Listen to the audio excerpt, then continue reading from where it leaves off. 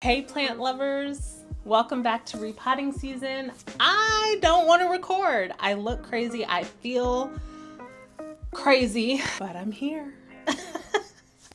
So I want to talk about like what it looks like to show up for yourself when you have these goals. I know we talked about like big, scary, lofty goals and how to go after them, and all of that is great, but what do you do when you don't feel like achieving it? And I want us to get out of the mindset of like, yeah, I have this goal, so I have to do it. And when I'm not in active pursuit of that goal, then I'm failing, because that's bullshit. You know it. I know it. It's bull. And that is something that was fed to you either by your family or friends or even online. And I'm here to tell you that you can still not want to do it, but get up and do it. You can still not want to do something and then take a break and then go do it. And so I know I've been talking a lot about breaks lately. And honestly, that's because I am in a really weird place in my own life right now. And I won't get into the crazy details. I'm not quite ready to share what's going on. But some really scary things have happened. Some realizations have happened. And I still have goals, but they've been realigned. And, life circumstance actually changes the way that we approach our goals. And sometimes that can either eliminate a goal altogether or it can shift the goal. And I feel like I'm going through this moment of shift and transition, and I don't really understand what that looks like. And so I'm taking lots of time to evaluate and like internalize some things. And I think the worst thing that I have done is share those things too soon with people who don't always have the best intentions for me. And so what I want to say to you is it is okay if you don't want to do something anymore. It is okay to say, hey, I had this thing that I really wanted to do and I'm really passionate about, but I don't want to pursue that anymore. That is okay. It is okay to change your mind. You get one life.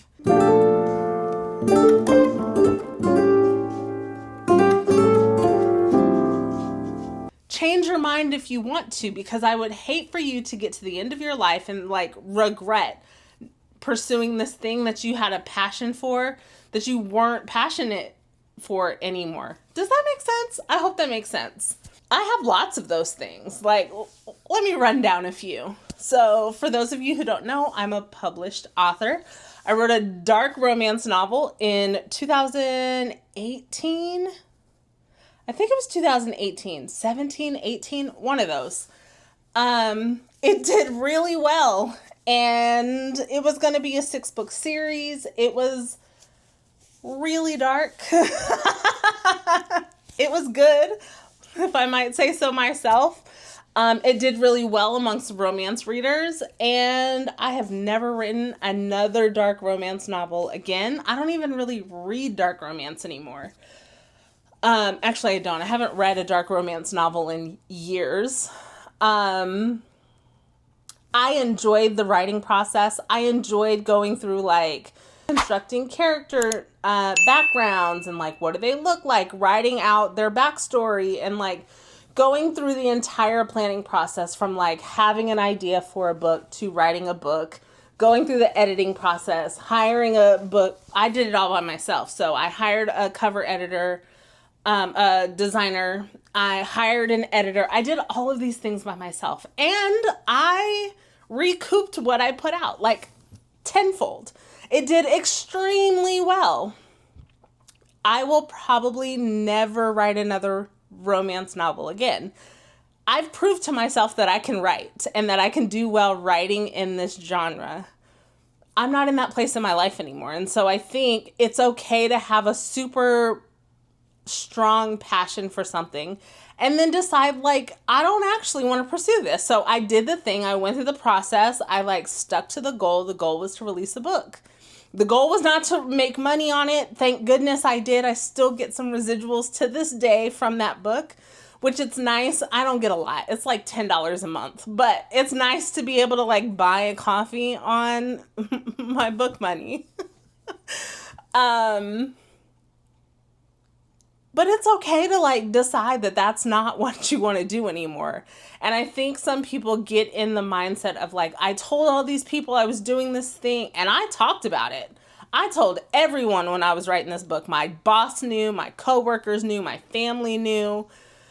It's kind of embarrassing to like release this book and your parents buy 10 copies of your book because they're so proud of you, especially when it's like dark romance. Like, it gets a little weird. But they did. And so I talked about it. And I wanted to quit while I was writing. It did not feel good all the time while I was writing, but I did the thing. But now I have decided that romance, while it's great and it does really well. So if you want to be a fiction writer and you don't know what genre to write in romance. You will make a ton of money. Trust me. It's the number one genre for a reason. I was intentional as well, to be fair. I was very intentional in writing in this area. I was struggling in that area. And so it was just easy for me to write there. But I don't care to write like that anymore. And that's okay too. And so I don't want you to get into a place where you are just doing this thing because you've told people and now you're too embarrassed to walk it back. It is okay to walk it back. And if someone tells you like, oh, you're a failure because you're not doing this thing that you swore up and who cares? When I say I've had so many side hustles, I've done so many things, and I know people think it's flaky, but I'm going to try it. And if I like it, I like it until I don't like it anymore. And I'm going to try something else because I get bored very easy. Plants have actually been the only thing that has sustained me years and years and years and years, other than just like reading for fun. But so it is absolutely okay to walk it back and say, I don't want to do this anymore. Like, I'm doing this podcast and maybe you don't like the effort that goes into that goal, right? But the goal is what it is. So for me, I really enjoy having a podcast. I like getting on here and sharing my insights. I don't really use my social media for that all too much, although I could. I really focus on like plant education on the social media, and I don't really talk about like internal struggles and all of the things that I'm well versed in on social media. I used to, but I don't now. And that's okay too. But I don't like having to set up recording. Like, literally, this couch had a pile of clothes on it. Y'all know we're in my bedroom. There was a pile of clothes in this corner because now this couch is becoming my dump pile. And so I had to move the pile of clothes, set up the tripod. I didn't comb my hair because I didn't want to record. And I had recorded something else earlier and accidentally deleted all of the original files. So I had to start over. So like, these things happen. I don't enjoy that part of having a podcast. I really love that people reach out and they say, hey, this really helped me. That is what fires me up. And that is what makes me really happy about having a podcast. But like editing video, setting up a mic, I don't want to do all that. That's not in my wheelhouse, but it's something that I have to do to meet the goal. That doesn't mean I have to be excited about it. I don't know if you guys are familiar with like athletes. So in high school, I was an athlete, played varsity basketball in high school. And I complained all the time about going to practice. I hated practice. It was the worst. You want to know why? Because my coach was a little insane. Love him to death. But he was a little insane. He was younger then. He's like a chill coach now, apparently. But he was not chill in 2005 when I was a senior. He was insane. And so I hated practice. Not because he was insane, but like the effort that goes into practicing, running drills, running plays, practicing, doing suicides, all these things that go into becoming a good athlete and a strong team. I didn't enjoy that, but what I did enjoy was game day. Jazzed all day. I loved game day. I loved being in the game, all of that. But all of these smaller things leads up to game day. And that's the same thing with any goal that we're setting. You don't have to love all the intermediary steps. It is okay to feel like, I don't want to do this shit today. That is literally what I said. I've been recording for 10 minutes and 32 seconds, 33 seconds. I literally said it 10 minutes ago. I don't want to record this, but I'm going to do it because it's going to lead to the goal. So it's okay. I want you to like detach yourself from the idea that you have to be passionate about all the stuff that goes into reaching a goal. And that's not just like an attainable goal, like I want to write a book or I want to start a business or get a new job. That's like something tangible, right? But what about something that's like mental health? Mental health is tangible too, but you know what I mean? Like something that's more like a concept. I want to feel better. Well, it's going to suck. There's going to be times where you don't want to do the things you need to do to feel better. So that could be going to the gym. That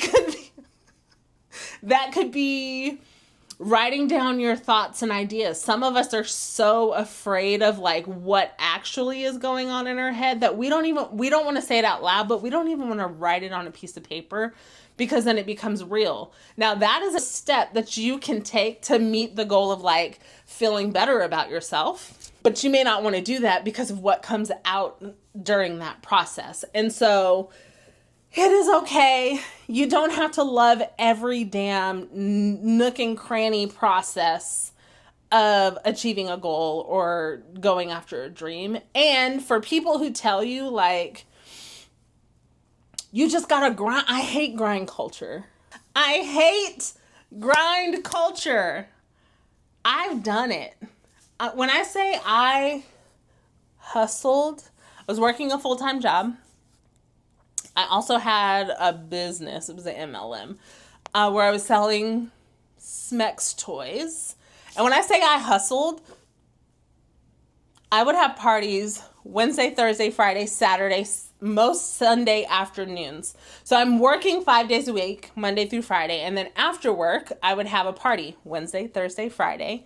And then some Saturdays I would have 2 parties and then 1 party on some days. And so when I say like, I get it, hustle, hustle, hustle, grind, like you got to make as much money as you can. I get it. But also, I think that sets up unrealistic expectations. That's why a lot of us are in the positions we're in. That's why we're tired. That's why we're grouchy.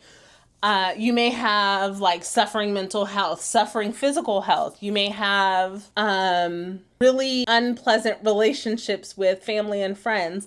And I think sometimes we tell ourselves that we're grinding because like we got to go get after it. But what a lot of us do is we get the thing that we're working towards, and then we're going to try to level that up, and we never actually take a time for breaks. And so I am always, last episode I talked about it, I'm always down for a break. Take the break you need and then pick back up. I said that, and I will continue saying that because you will burn out. You're going to either burn out and be put on bed rest and like sat down, or you're going to put yourself in a grave. I have known people who have like worked themselves into their grave, worked themselves into a heart attack, worked themselves into like physical ailments because they don't take the time to adequately rest. And so this is to say, it's okay if you don't want to do it. I don't want to do it either. It is totally fine. Like, there's nothing wrong with you. If you don't want to do a thing today, take a break. But, I know this sounds like Lenore doesn't like working. I don't like working. I just like what happens after I work. I get money. I don't enjoy working. I will tell anyone that. Working is a necessary evil for many of us, and I don't enjoy it. It is what it is. It's fine. So I said all of that to say, It's okay to take breaks. It's okay to not enjoy those tedious things that we have to do in the process of like reaching a goal. But what's not okay is never pursuing something because we don't like the process or we're afraid of the process. And so maybe sometimes you don't like the thing. So for me, it's like with the plant shop. Let's talk about the plant shop. I love the plant shop. I hate updating the website. It's so much so that you guys have noticed that I will have hundreds of plants in the greenhouse. Hundreds of plants in the greenhouse. And I will have 26 on the website. Oh my God. True story. And that is because I hate updating the website. It's the worst thing ever. It's bad. And my shop is so small, like, can I afford to hire someone to do this? I could probably pay for it. Can I afford it? No, not really. And so I slowly update the website when I have like a burst of energy and a great idea to do it. And then like 6 hours later, I'm exhausted from doing the website because it takes so long to update. And 6 hours is kind of an exaggeration, but really it's more like 4 hours to take photos of everything, hours to write descriptions for everything, to upload. Shopify is a little clunky sometimes, and so it doesn't always like do things quickly. And so while I love the plant shop and I really enjoy having it, I hate the back end work. I don't want to source vendors. I do like hunting. When I say source vendors, I'm talking about like non-plant vendors for things like plant sprays and neem oil and all of that stuff, which I do have. It's just not on the website because I haven't taken pictures of it yet. God, I need to do that.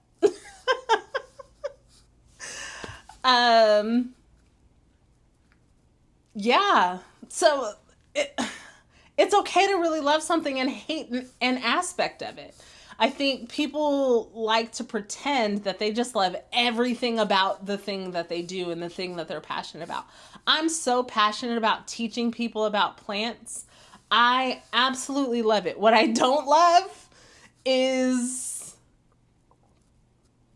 teaching people about plants. It sounds insane. I know. It sounds insane. So what do I mean by that? So I love sharing the knowledge that I have. What I don't love is when people ask for my advice and then they don't do the thing I suggest, and then they come back and say, hey, I didn't do the thing that you suggested and now my plant is half dead. So I don't love that aspect of it.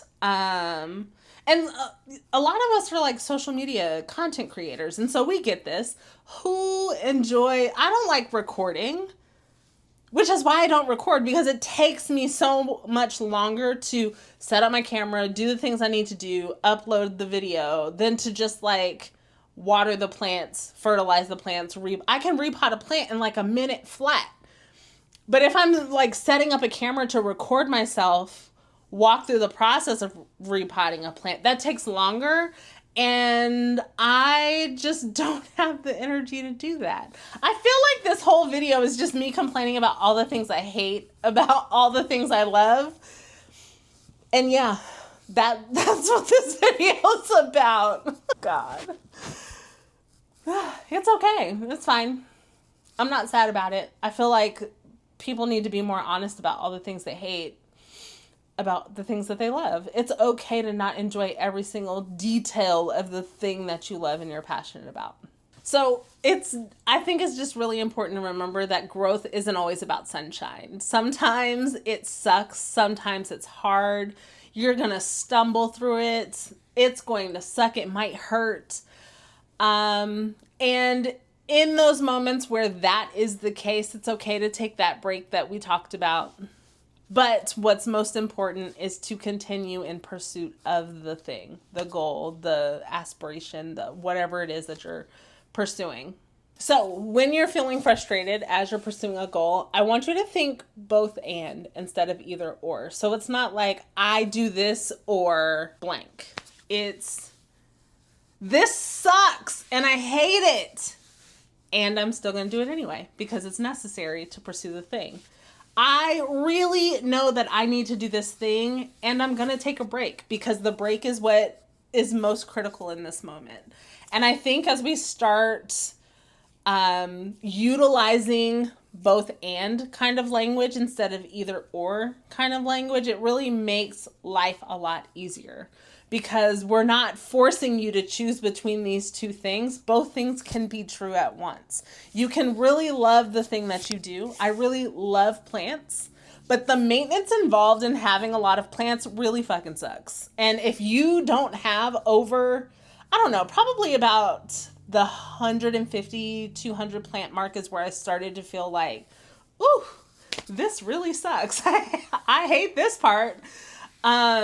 But I really, really, really love plants. And I really, really, really love getting online and talking about plants. But sometimes it's exhausting. And sometimes I don't enjoy every aspect of everything that I love. And that is okay. And I think sometimes we live in a world where it tells us like, oh, this is the thing you picked. There is nothing else. And that's bullshit. You can have a million passions and I want you to pursue them all. Pursue the things that you love furiously. Go after it with vigor and enthusiasm. And when you need a break, take that break. And it's okay to hate the process as you're chasing your goals and your dreams. So you guys know I love a good metaphor. So I want you to think about your favorite fussy plant. Maybe it's a begonia. I have a begonia that I absolutely love, but that hoe is very finicky. She is my problem child. But just because she's difficult to care for does not mean I love her any less. I have just created boundaries around the care that I have for her, and I love boundaries, whether it's at work, in my personal life, with family and friends, or with my plants. I have set a certain set of parameters that I have for this particular plant because she's difficult. So I don't fawn over her like I do other plants. I give her water when she needs it. I don't take her out of her dome. All of these things are boundaries put in place so that I can continue loving her while not hating the care of her as much. And so I want you to apply that principle to everything that you do, because you don't have to love every moment, but you don't actually have to hate it either. And so I know I talked about like not enjoying it, which is totally fine. You don't have to enjoy it, but you don't have to hate it. And I think that's the biggest principle I want to talk about. It's wildly important for me to just really tell you that you're on the right path. And I know it may not feel like it all the time, but you are. I truly believe that God puts things on our heart and on our spirit and on our soul because they're meant for us. And if there is something that you are very convicted about, that you know you're supposed to be doing, it is okay to not enjoy every single moment of doing it. That's really counterintuitive. And I think life in the world has told us, like, no, you pick a thing, you do the thing, you love the thing, and that's it. And I don't live in that reality. My reality is totally different. It is okay to pick up and drop passions that no longer align with you. Just like it's okay to pick up and drop people that no longer align with you. We'll talk about that on a different episode. It is okay to, I don't want to say hate, but I do hate some things. That's a really strong word. I know, I'm working on it. Lord Jesus, please help me. It is okay to feel frustrated. And frustration doesn't mean you're on the wrong path. I think a lot of us shy away from frustration and uncomfortable feelings, but I truly believe that those are the moments where we grow the most. And so it's a necessary process as we're achieving things and as we're continuing to grow, especially if you're talking about like mindset. I know I talked about the business and I know I talked about writing a book and all of those things, which is great. Those types of goals and passions are fantastic. But for some of us, like, we just need to make it through the day. I just need to be okay to get through the day without like a major stress or a major whatever affecting my well-being. And this still absolutely applies. Although I'll say, sometimes you just have to like walk away and never look back, and that is totally fine. And this is outside of that. This is outside of like not enjoying the small, minute details in the process. Sometimes you're uncomfortable because you're not supposed to be doing the thing. You're not supposed to be at that job. You're not supposed to be pursuing this goal. And so if during the process you have this goal, you're working towards this goal, and it's like painstakingly difficult and frustrating and hard, and like you have no moments of joy, that's an indicator for me that you're doing something that you're not supposed to be doing. And so that's completely different than what I'm talking about. It should not 100% of the time be difficult or frustrating. Like I said, I really, really love plants. I love some parts of it, but there are things that I don't enjoy about being a content creator who talks about plants online. If every single thing related to plants was difficult and hard and frustrating, I would not be doing plants, because that is a sign to me that I am not doing what I'm supposed to be doing. God is clearly telling me that this is not the right path. And so if you're in that situation, and I can think clearly, like there was a job that I had, I knew every single day, like from the moment I put on my clothes in the morning and walked out that door, I was stressed, I was frustrated, I was irritable, I was not in a good mood. I cried from the moment I got in the car to the moment I got home and hit the door back at home at the end of the day. All day long, I was agitated, like, oh, it's making my skin crawl. I remember it, such a visceral memory for me, because I knew I was in a place that I should have left long ago. And I stayed because the money was good. It was easy. I did well there, but I was uncomfortable constantly. There was nothing good about it for me. That was a sign that I was in the wrong place. So if that is what you're dealing with right now, that's not what this video is about. That's not what I'm talking about. But treat it as a sign that you're probably not doing something that you're supposed to be doing, that God wants you to do. And so you're constantly uncomfortable because you're fighting against the feeling that you just need to let it go. And that was a tangent, that was a sidebar, but kind of related. And so with that, I will leave you. Thank you for watching another episode of Repotting Season. I am so grateful that you guys are sticking with me as I like navigate figuring out how to do a podcast on my own with no help. You guys are the greatest. I love all the messages that I get from you guys privately and on videos, and I've gotten a couple of emails. I am so grateful and thankful for you guys. As always, please keep what resonates with you and leave the rest behind. And make sure that you like, subscribe, do all the things on this video, and share it with someone that may benefit from this information. Love you. Bye.